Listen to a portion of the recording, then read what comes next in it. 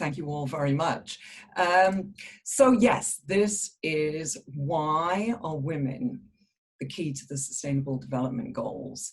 Some quick housekeeping. I will be taking questions in the chat, so please use the chat bar. I'll also put up the contact information for myself and Bettina and Lillian, so that if anyone wants to contact us afterwards, you can do that through LinkedIn. So thank you very much. I will give you a little bit of background first for those of you who aren't so familiar with the Sustainable Development Goals. These were created by the United Nations, and it distilled down the global issues into 17 goals. And two pivotal aspects that we look at when we see these goals, the first one is gender equality. This goal really is a fundamental requirement of equality and empowerment for women, which feeds into all the other goals. And the other pivotal one is partnerships. Nothing can be achieved without a coordinated global approach. And the next steps for the further development of these partnerships for the Sustainable Development Goals is going to be this agenda for implementation. Women are the drivers of change in their families, in the communities, in our communities, and indeed for nations. If we don't invest in the lives and in the futures of women, we can't assume that the Sustainable Development Goals are going to succeed. So before we dive in and we get into some questions, let me begin by turning over to my two guests here and ask them to introduce themselves and tell us a little bit more about themselves. And Bettina, if you will, if you could introduce yourself, and I think we can all see it's a little bit darker where you are, so may I please just let everybody know thank you, Bettina, because where you are, it's rather late in the evening. So over to you. Thank you so much, Alison. And indeed, this is Zurich calling. So I have connected to the summit out of Switzerland in the center of Europe. And indeed, you know, I connected when the summit started around 2 hours ago when it was 8 o'clock. There was still sunshine here. Since then, night has fallen and I've tried just about every lighting option. I'm afraid this is what I came up with. So I hope I'm not a ghost speaking to you from the dark. I'm definitely speaking to you from Switzerland. Delighted to be with you. I am with the ADECO Group, the world's largest provider of HR solutions, which is headquartered in Switzerland. But as a matter of fact, operates in 60 countries, amongst them in the United States as well.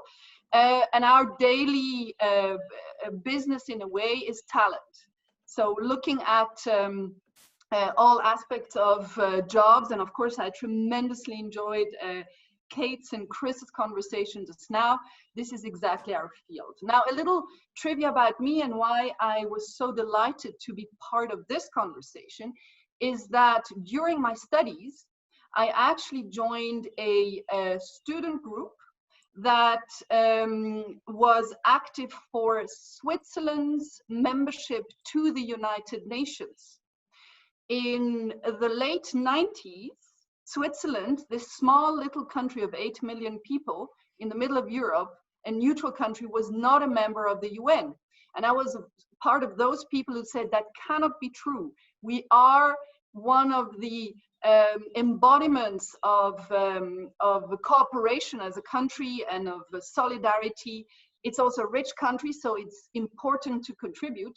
So I joined this team, and together we managed to push a referendum in Switzerland and to have Switzerland join the United Nations. And I was part of the delegation when the Swiss government and Switzerland was accepted at the United Nations headquarters in New York. So delighted to be here and to be sharing just a few insights from my perspective on this topic. Thank you. And Lillian, please, if you could tell us a little more about yourself and your background. Sure. So good evening, everyone. Again, thank you so much for the opportunity to join you this afternoon or this evening, depending on where you are in the world. My name is Dr. Lillian Ajayi Ora, and I'm the founder and executive director for GC for Women, which is GC for Global Connection for Women Foundation. So the mission of the organization is to connect, educate, and empower women and girls in different parts of the world. And our focus, and we'll talk deeper about this later on in discussion, but our focus in the recent years, I think in the last 3 years, has been on entrepreneurship, really arming female entrepreneurs with the skills that they need, with the competencies that they need, with the support that they need, and even with the connections and the introduction that they need. And very similar to Bertina, I did come from a United Nations background. Upon finishing college, I worked at the UN for the mission of Nigeria to the UN, and I was part of the third delegation. And my job was policy negotiation. So I worked on policies on debt cancellation on behalf of Nigeria and the continent, Africa. And for me, when I left, I've always kind of felt that I needed to contribute in a way that kind of catered towards women and girls in different parts. And so, before we had the Sustainable Development Goals, we had the MDG goals, which was the Millennium Development Goals. And I've been closely watching the progress that we've made. And I'm really, really excited to talk about what we're discussing today, which is, how do we power forward, and what particular things do women still need, and to talk about the disparity that still exists, granted that we have COVID crisis, a pandemic that we're all facing, and how much impact it's having on females, especially entrepreneurs. So I'm excited. Thank you, Allison. Right, absolutely. Yes, I'm looking forward to hearing some more about the work that you're doing. I'd like to begin, and knowing that Bettina is doing a number of things with government relations for ADECO, let's begin at the top and work our way down. Let's talk about women government leaders. And as we look at the world today, we look at government leaders and how they've fared in handling the pandemic, we've seen that COVID-19 outcomes have been, in some cases, better in countries that were led by women. And one explanation that we've read about for why women leaders have done better is that these leaders have got different attitudes to risk. We found that women in leadership, in government leadership roles, were more risk averse than men regarding human life, but they were less risk averse than men with their economies. Now, as a government affairs person, Bettina, can you give us your perspective on the fact that COVID-19 outcomes have been so different and better led by women? I think this is one of the most interesting questions for anybody working in government affairs and actually in politics. And, as I said, I've joined this summit and I've been listening in, and there's been a few representatives, fantastic women working in notably the American political environment. Now, the COVID-19 crisis, since we're unfortunately still in it, we're only starting, to do the studies to see the results. But there's indeed one study that the University of Liverpool published this summer, which looked at the first quarter of the crisis, and which confirms exactly what you've said, which is that indeed those countries that are led by women seem to have fared the most. You said it. One argument is the risk approach. And actually, in all of those countries, it was said that decisions were made much quicker and in a more decisive way, which was at that first instance when the crisis hit, absolutely key. But then what the study also says, and what we've been seeing again from the government affairs perspective, is that what is absolutely needed now is consultation, it's collaboration, but it's also connected thinking. And you will see, I'm one of those people who will say that this is definitely one of the core attributes that women bring to the table. As it is,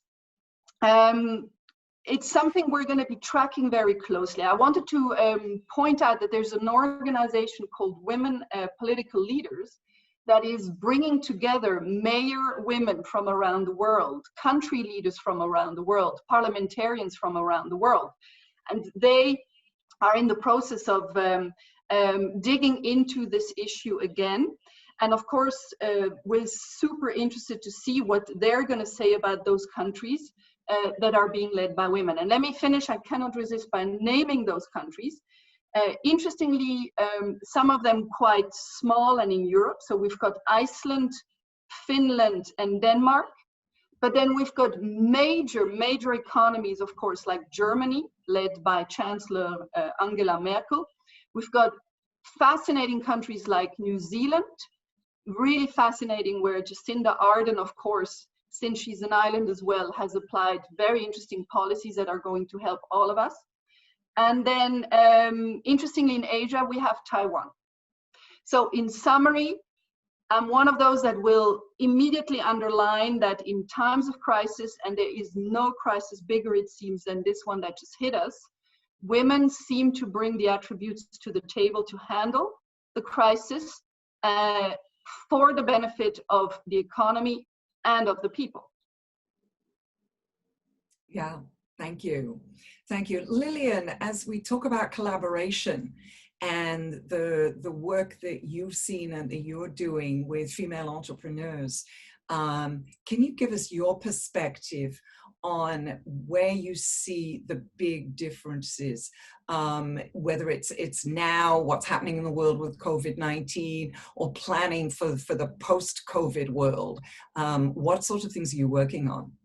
Yes, so great question. I think it's also an important conversation to have around, you know, how do we keep our entrepreneurs, especially female entrepreneurs, motivated? So when you look at the Sustainable Development Goals, particularly when it comes to that gender equality and how we can successfully measure that and create opportunities for women, entrepreneurship has become the way that women are able to find some kind of economic sustainability for themselves.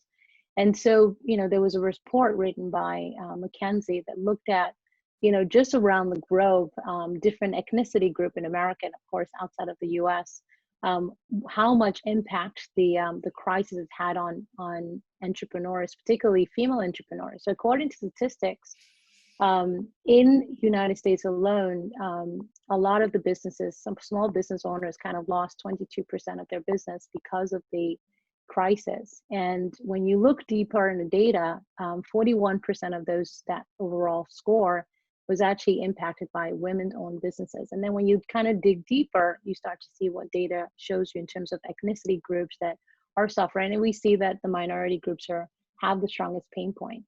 In terms of us and what we've done with GC4W, we created the GC4W University, where we're giving entrepreneurs, female entrepreneurs in different levels of their business.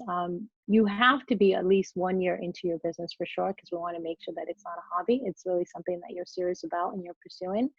And so one of the things that we've noticed, because we actually held a class during the crisis, we had our first session in July, which was even inspired by our female founders who wanted to get the training. And so one of the things that we saw that most of our students lack in the beginning was confidence, and whether or not they can stay on and continue with this endeavor. Because as you know, there's a need for, you know, the leader herself has to believe in her ability to carry out the business plans. And then the second thing is, are people going to buy into my business because it's not essential? So there's that, you know, conversation with the founder and her team about whether or not they can afford to even stay alive.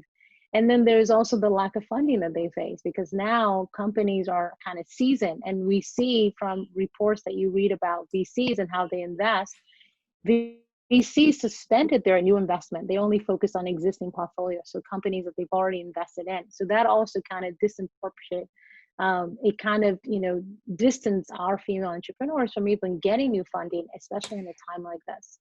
So what we've done is, you know, we use this time, this quiet downtime, to create a pitch program. So our students, when they're done with the 5-day training, they can now go into this workshop where we really prepare their pitches, prepare them to give really strong pitches.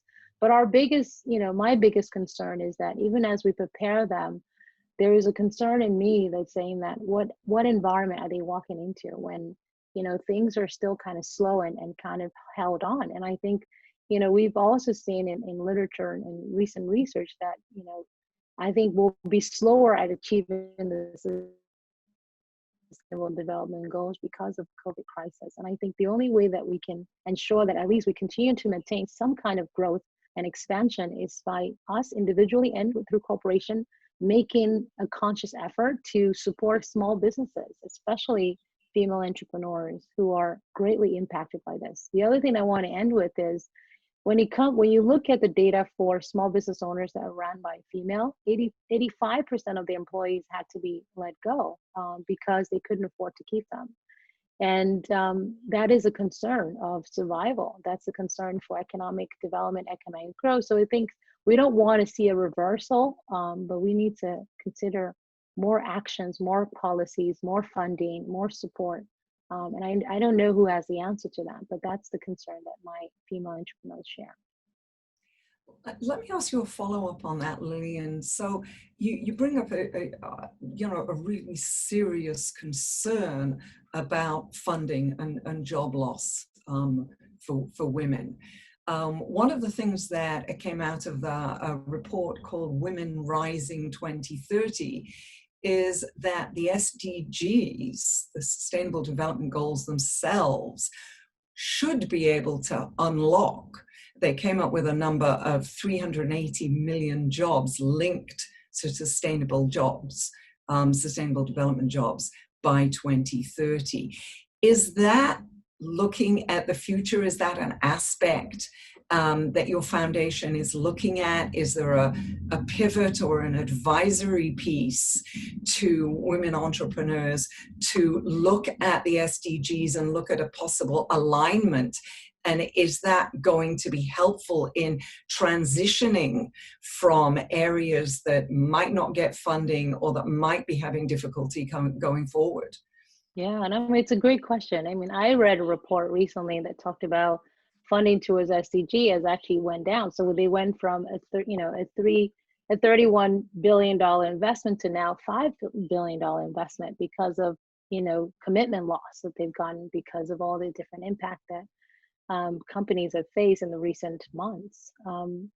For us, it's more of like ensuring that these women, these female entrepreneurs kind of hold still and know that, we try to express to them that you're not the only one feeling the impact of the pandemic, but at the same time, is there anything that you can pivot? Is there a way to transform your business and do one? And one example is even with GC4W being a charity organization, like we're the ones kind of helping them power forward, and vice versa. We have to think about ways to reinvent ourselves. And one of the first things that we did was we felt that, if we had a tremendous amount of traffic in terms of people who come to the website to visit, to read content, to participate in our programs, is there a way to kind of get those individuals who are on our website to kind of patronize these women who have tangible products that they can sell? So we created the shop.gc4women.org shopping page, which is like the GC4W marketplace, so that our female entrepreneurs can potentially sell their products on our website. And people who are looking, because I think society through the BML movement, everyone is trying to make conscious decision about their actions. And I think that essentially will help kind of subvert any of the impact that the projections are making. But I honestly think that analysis, the question that you asked, it's going to be slowed down a bit because, there's been a drought in funding because organizations' commitment cannot be fulfilled because of the impact of financials in their own organizations. So we are just kind of teaching our entrepreneurs on how to reinvent themselves, how to pivot, how to look beyond just what they kind of started out and see if there's any other things that they can pick up to increase profitability. Right, and Bettina, from the large business perspective and the labor market, we know that women have been hit disproportionately hard by COVID. Do you have something to add of what big business is doing and where you see help coming from companies like where you are? No, absolutely, and it's interesting. We ran a survey at the Adecco Group, published the results about a month ago.